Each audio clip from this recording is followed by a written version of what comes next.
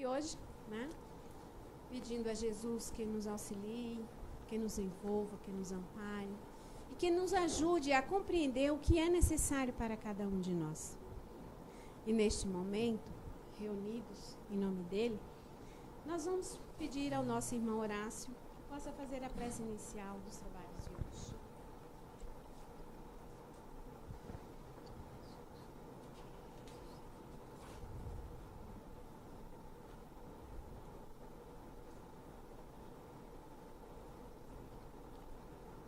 Amados irmãos, aqui nos encontramos a mais uma noite de aprendizado. Vamos despojar dos nossos pensamentos que trouxemos de lá de fora e ligar nos trabalhos da noite, nesta corrente de pensamentos positivos que nos auxilia na nossa caminhada. Mestre amado Jesus, envolvei este grupo de pessoas que aqui se encontram, encarnados e os desencarnados, os trabalhadores que aqui nos auxiliam, esses grupos socorristas, essas equipes médicas, de enfermeiros, toda a equipe da casa, os mentores, e que a gente possa ficar receptivo para receber aquilo que aqui a gente vem buscar. Nosso Divino Mestre e Salvador, fortalecei-nos e amparai-nos, para que possamos ajudar as forças do bem a transformar o mundo. Veneráveis mensageiros celestes, auxiliares de Jesus, fortalecei-nos e amparai-nos, para que possamos ajudar as forças do bem a transformar o mundo. Veneráveis mensageiros celestes, auxiliares de Jesus, fortalecei-nos e amparai-nos, para que possamos ajudar as forças do bem a transformar o mundo. Pai nosso que estais no céu, santificado seja o vosso santo nome. Venha a nós o vosso reino. Seja feita a vossa vontade, assim na terra como nos céus. O pão nosso de cada dia dai-nos hoje. Perdoai as nossas dívidas, assim como nós perdoamos os nossos devedores. E não nos deixeis cair em tentação, mas livrai-nos, Senhor, de todo o mal, porque teu é o reino, o poder e a glória, para todo sempre, que assim seja. Que possamos dar como iniciados os trabalhos da noite. Que assim seja, graças a Deus. Obrigada, senhor Horácio. E vamos fazer a continuação, né, buscando a leitura do livro. Podem entrar, sejam bem-vindos. Tudo bem?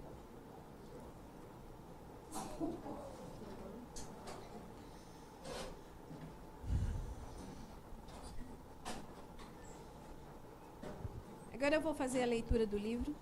A lição de hoje vem a primeira carta aos Coríntios, capítulo 4, versículo 9. Quem escreveu foi Paulo.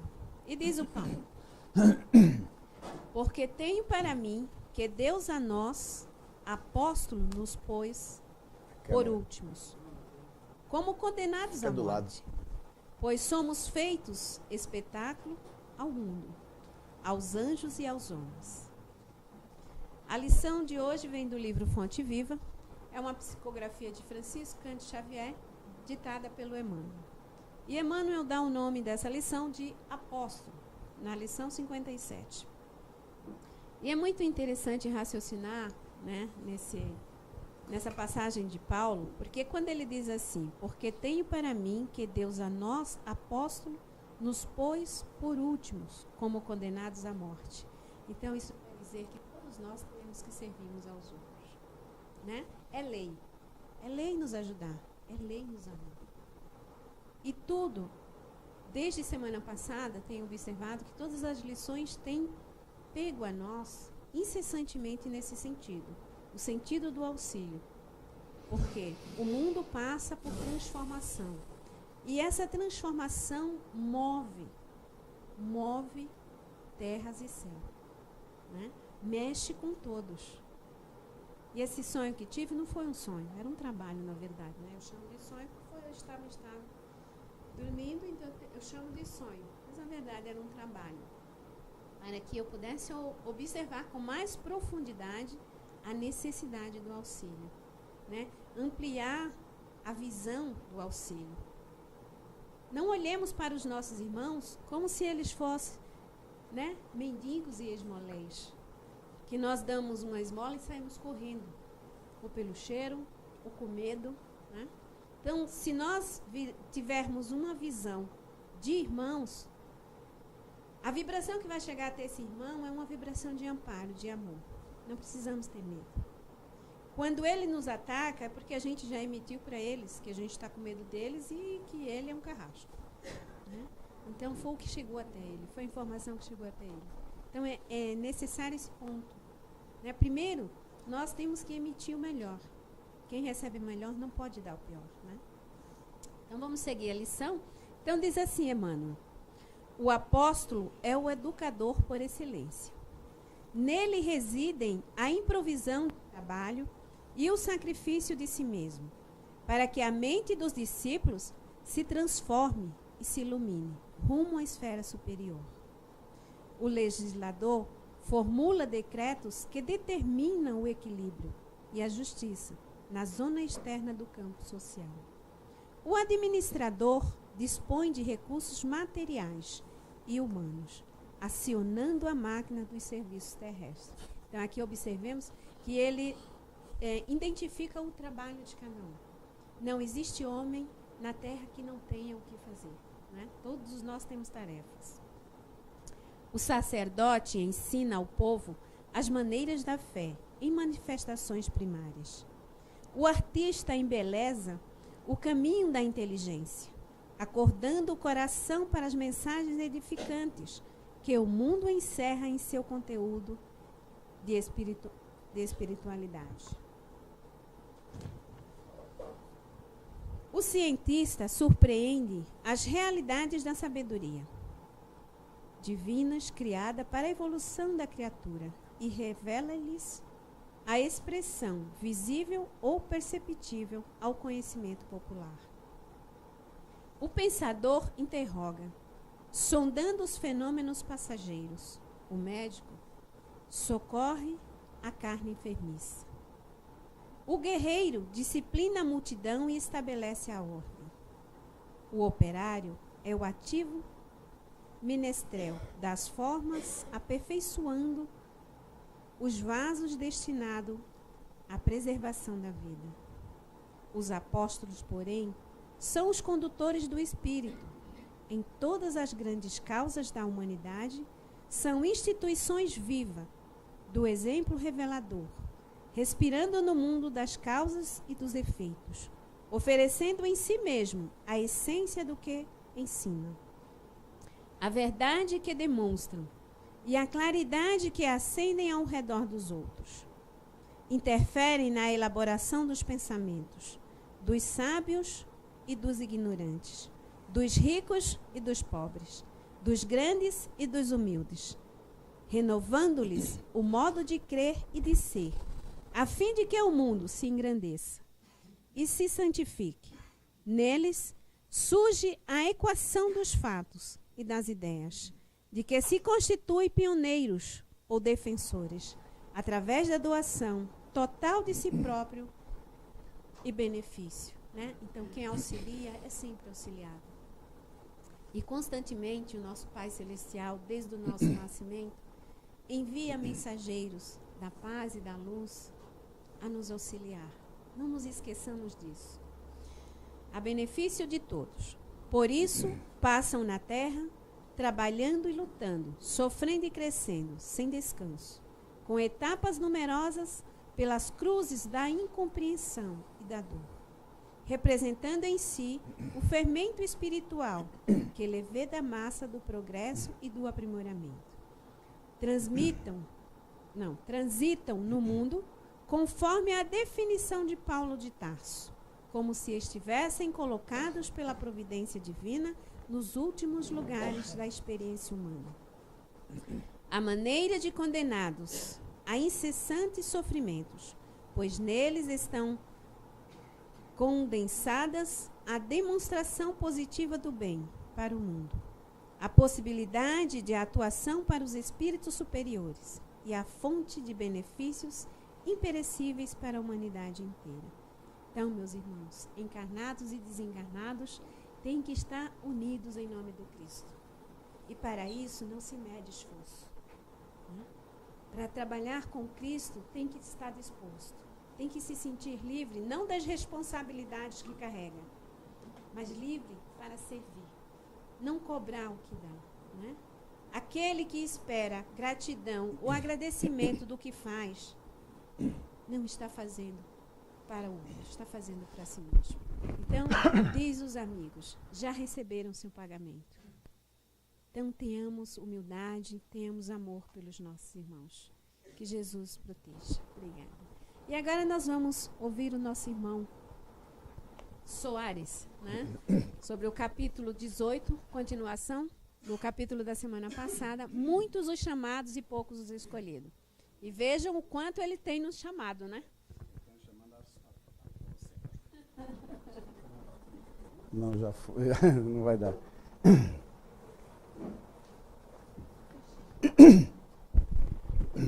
Perdão. Boa noite, meus irmãos. Que a paz de Jesus esteja conosco, hoje e sempre, como a nossa irmã falou. E esse capítulo fala de muitos, né, e poucos serão os escolhidos. Né? É o capítulo 18. Eu entrego? O capítulo 18 fala muitos são chamados e poucos são os escolhidos. E hoje nós vamos falar desse capítulo 18, no inciso 3, que se trata os que dizem Senhor, Senhor. E esta fala é de Mateus, no capítulo 7, versículo 21, 22 e 23. É uma fala fantástica, porque todos nós, encarnados, filho de Deus, sabemos essa palavra de có e salteado, mas necessariamente não sabemos o que ela significa. Muitos acham que é só Deus, muitos acham que é só Jesus, muitos acham que é uma coisa muito longe de nós, que está muito distante de alcançar. E vou dizer para vocês que essa palavra é o reino de Deus. E esse reino está dentro de nós. Ele está dentro de nós, fluindo a cada instante, a cada momento, nos convidando a fazer uma vida diferente para alcançar a grande e tão procurada felicidade interna, felicidade eterna. Todo homem procura a felicidade, sem exceção, do mais bruto ao mais manso. Todos eles procuram a grande felicidade. E essa palavra Senhor, Senhor, Jesus vai dizer para nós que muitos vão dizer Senhor, Senhor, achando que vai ter essa entrada no céu. Por quê? Porque achando que, sabendo as palavras, os códigos, as profecias, os Velho Testamento, o Novo Testamento, todas as palavras dos profetas, dos discípulos, todas elas na ponta do lápis da língua, dizendo Senhor, Senhor, vai requerer no céu um pedacinho. Só que quando você faz um requerimento, você está requerendo uma coisa externa. Você está requerendo uma coisa que está longe de você. Que você acha que não é sua. Aí está o grande engano. Porque muitos vão dizer, Senhor, Senhor, ter nos lábios as palavras para profetizar, para afastar demônios, para fazer curas. Mas as suas ações, os seus atos, não condiz. O que você produz não condiz com as suas palavras. E Jesus é muito feliz quando ele diz para os seus apóstolos, seus discípulos, muitos serão chamados e poucos escolhidos, e muitos dirão, Senhor, Senhor, mas não chegarão no céu. E ele vai dar exemplos claros quando ele fala do exemplo que nós temos que dar para justificar esta nossa fala. E ele vai falar dos fariseus, que os fariseus sabiam na ponta do lápis, na ponta da língua, todas as profecias, todo o Velho Testamento. Ele conseguia manipular toda uma humanidade, todos os seus cordeiros, todos os participantes das suas convenções. Mas não condizia as suas experiências e os seus exemplos com a palavra que falava. Muito pelo contrário, esfoliava as viúvas, massacrava os irmãos por interesses. Esses interesses sempre eram para aurir para si um bem maior. Para aurir para ti, ou para si, ou para eles, um poder material. Um poder de sobressair. E Jesus, em estados para demonstrar a nós que ele, como humano, também ficava bravo. E quando ficava bravo, muitas vezes blasfemava. Muitos vão falar que Jesus nunca falou isso. Nunca blasfemou e nunca xingou. Xingou, sim. Ele chamou os fariseus de hipócritas. Quem de nós gostaríamos de ser chamado de hipócritas? O que é uma hipocrisia? Né? O que é uma hipocrisia? Uma hipocrisia é aquele que prega, mas não faz. É aquele que ludibria. E eles derramavam o sangue dos irmãos pelo poder. Caminhava sobre os templos para aurir para ti o poder político, o poder econômico, o poder de mandar. De mandar, de mando e desmando. Assim eram os fariseus. Por isso Jesus fica muito bravo quando discute com eles. Né?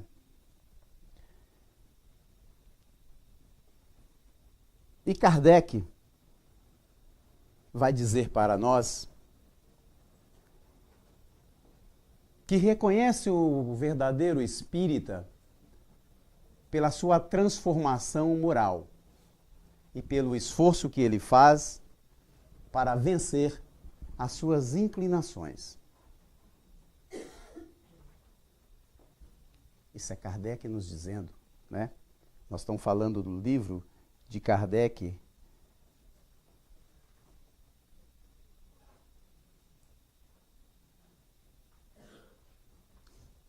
E quando nós falamos de Kardec, nós falamos de uma atualidade muito recente.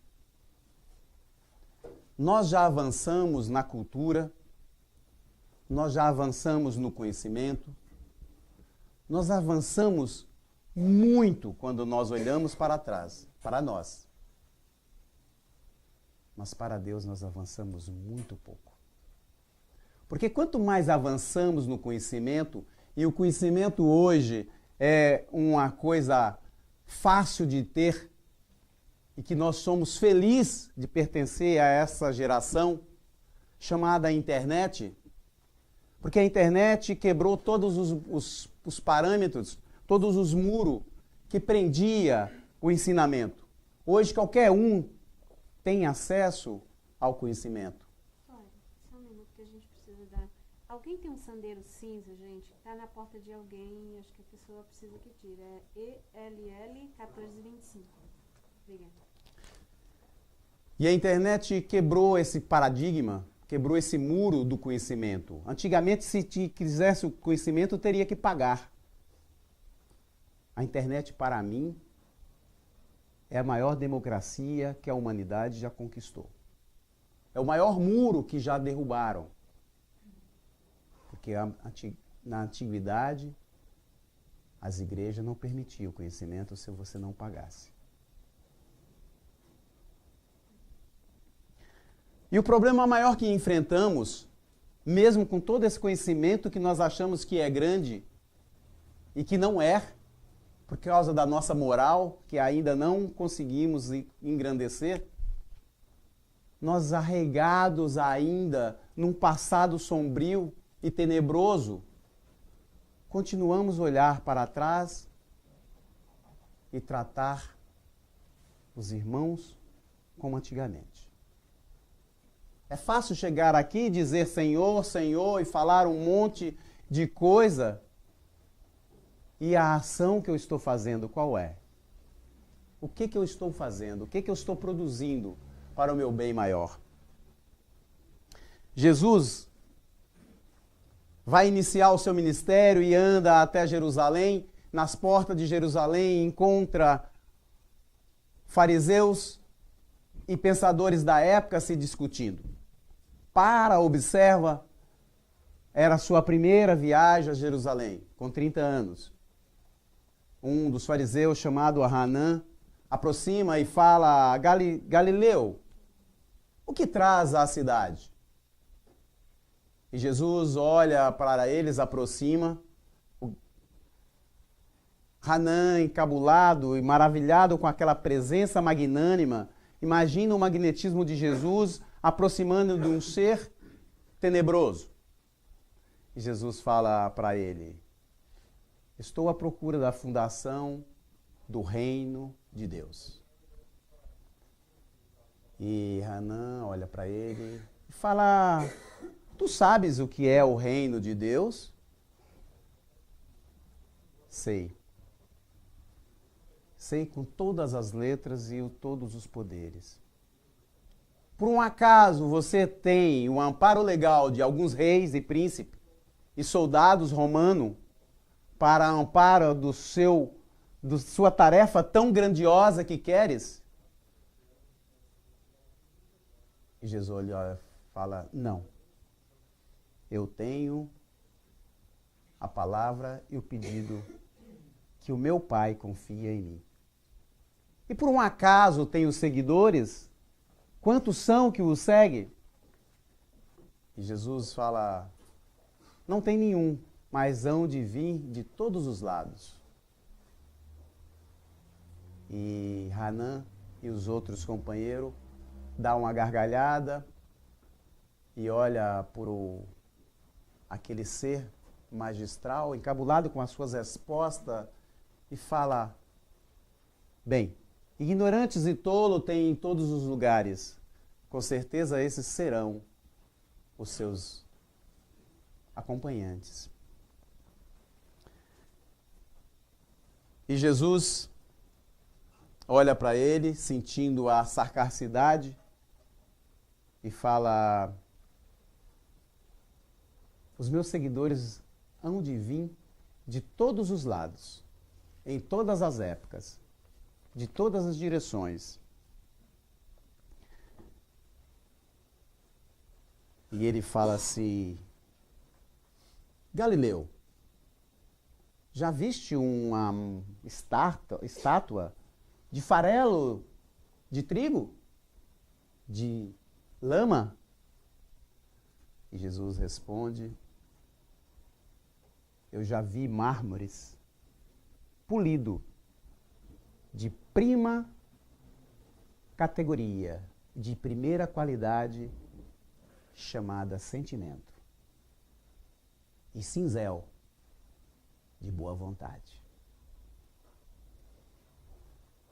Jesus abandona, entra à cidade e vai a Genezaré convocar os seus discípulos para, por 3 anos, fazer o ensinamento. Por 3 anos, Jesus caminha com os seus apóstolos, Pedro, Tiago, Mateus, Felipe, João, Barnabé, e todos os 11 era galileu. Só tinha um judeu, de Iscariote, chamado Judas. Um grande homem, um grande discípulo, um dos mais importantes discípulos de Jesus, que amou tanto Jesus que o traiu querendo fazer rei. Muitos são chamados, poucos os escolhidos. E Judas foi escolhido.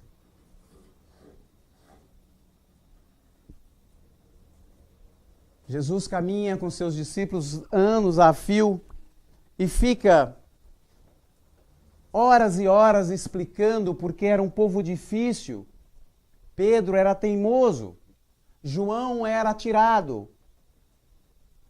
Mas Jesus pregava pacientemente.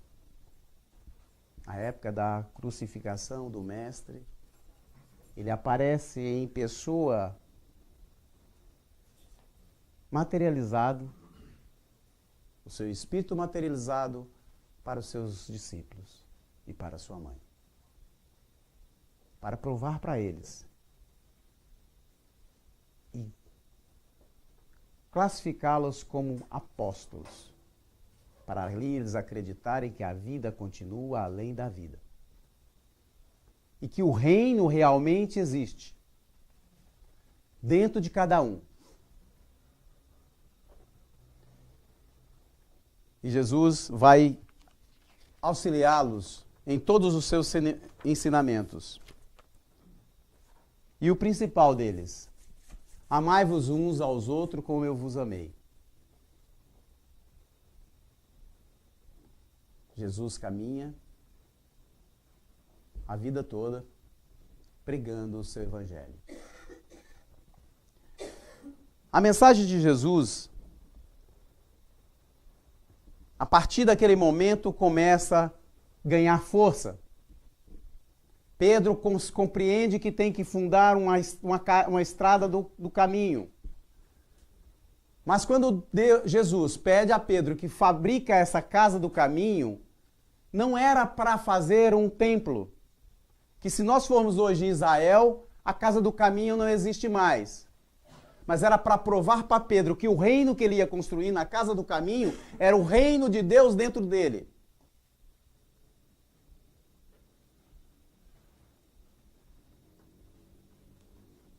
E Pedro constrói. Pedro atendia os caídos, os estrupiados, os ali que passavam pelo seu lado.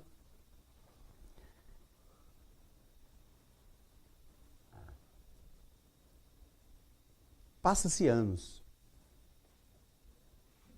E muitos diziam: Senhor, Senhor, Senhor.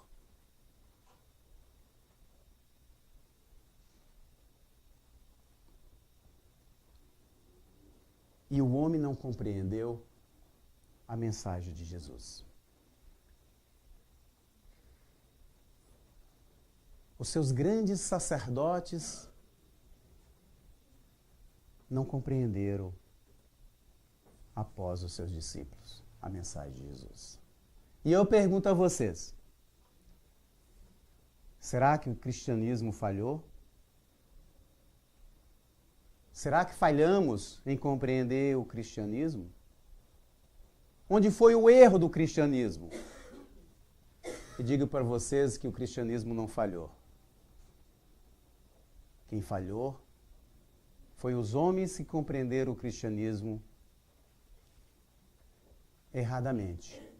Porque os cristãos, que eram perseguidos e massacrados, queimados, humilhados, martirizados. Assim que ganhou o poder, de perseguido passou a perseguidor.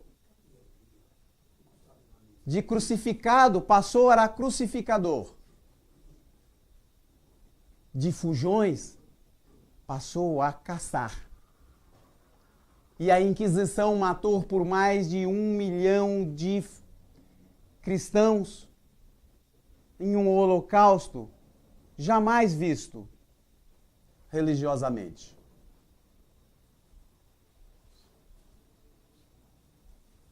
Derramou sangue, jogava aos covas dos leões, queimava, arrastava pelos pés, amarrado no cabo dos cavalos, ensanguentando todo um evangelho.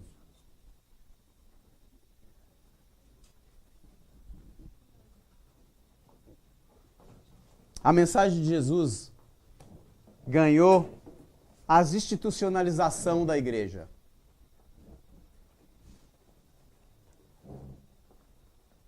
Arraigado a um dogma vaticanista, humilhou e matou em nome de Deus, em nome do Senhor. Escorraçou quem era cristão. Ou crê em mim, ou morte. Ou aceita o que sou, ou fogueira. Ou crer, ou morte. Assim foi a Inquisições do grande cristianismo arcaico.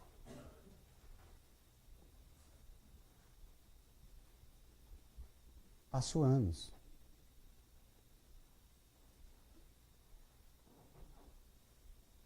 E essa instituição provocou guerras, como a Inquisição, as Cruzadas e morte a fios.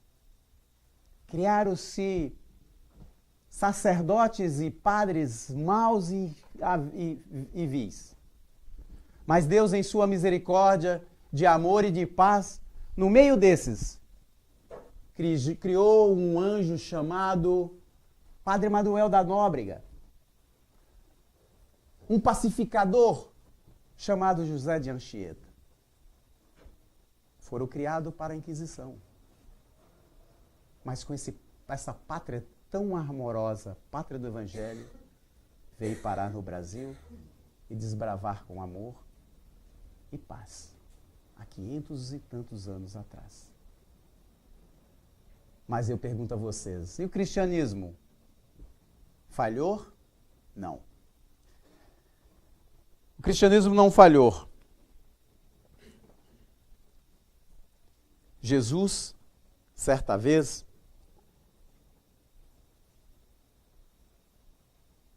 disse o seguinte: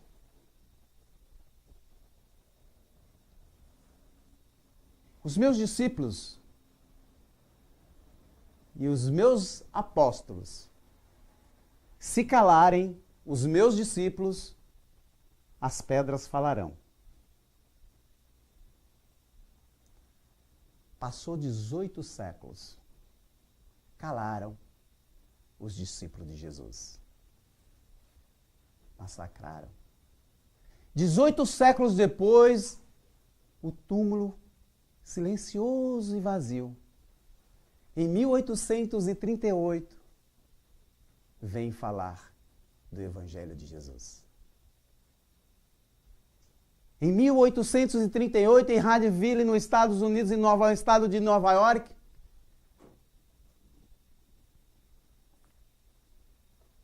na casa do senhor chamado Charles Husman,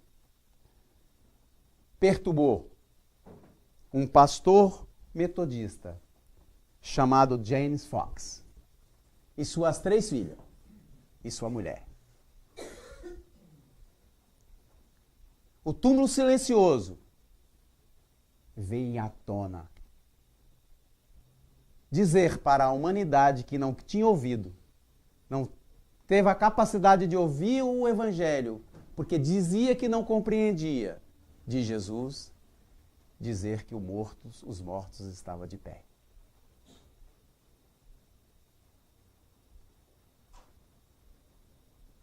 E falou para o mundo todo, através de um senhor chamado Allan Kardec,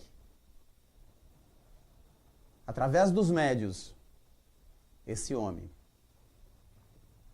produziu um estudo magnífico, onde não tem ninguém que ler e pode dizer que não compreendeu o Evangelho de Jesus. Através da mediunidade, ele delineia todo o Evangelho de Jesus através do Evangelho segundo o Espiritismo. E ele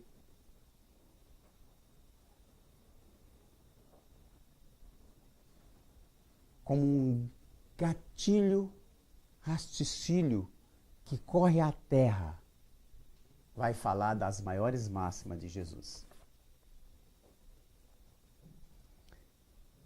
20 anos depois, Kardec procura integrar o Evangelho de Jesus com o pouco conhecimento que já começava a transparecer. E vai falar de uma máxima tão maravilhosa.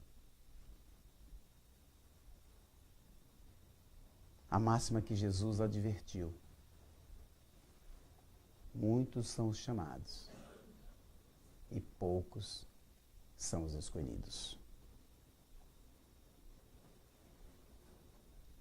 E aí eu pergunto, mas como posso ser escolhido? O ensinamento é simples. O que fizeram as igrejas? Trocaram o amai-vos uns ao outro pelo armai uns contra os outros. E nós armamos. Nós armamos um contra os outros. E esse grande reino de Deus que nós procuramos abrir e queremos esse pedacinho quando dizemos Senhor, Senhor, como é tão fácil de conseguir. E aí a gente pergunta. Porque Jesus diz o seguinte, capítulo 6. Nem todos que dizem Senhor, Senhor, entrará no reino do céu, mas sim o que faz a vontade do meu Pai, que está no céu. Versículo 6, capítulo 13, 18. Que faz a vontade do meu Pai, mas qual é a vontade do meu Pai? Amai-vos uns aos outros, como eu vos amei. Amai-vos uns aos outros, como eu vos amei. E aí eu digo para vocês, quem de nós não queremos um pedacinho no reino de Deus? Quem de nós não gostaríamos de ter o Senhor, Senhor, para ser feliz? E digo para vocês, é simples. É mais ou menos assim. Senhor, que eu não seja avarento, que eu não coma sozinho, que eu saiba dividir o prato da minha comida, Senhor. Senhor, que eu possa trocar esta palavra de Senhor, Senhor, por uma simples palavra que foi dito por um dos maiores apóstolos que caçava os cristãos. Em vez de eu dizer Senhor, Senhor, eu vou dizer Senhor, o que queres que eu faça? E vou dizer para o Senhor, Senhor, fazei de mim instrumento do teu amor. Senhor, que eu seja o cobertor que cobre o que tem frio. Senhor, que eu seja o que leve o alimento para aquele que tem fome. Senhor, que eu seja a mão que levanta o caído. Senhor, que eu seja o que veste o que está nu.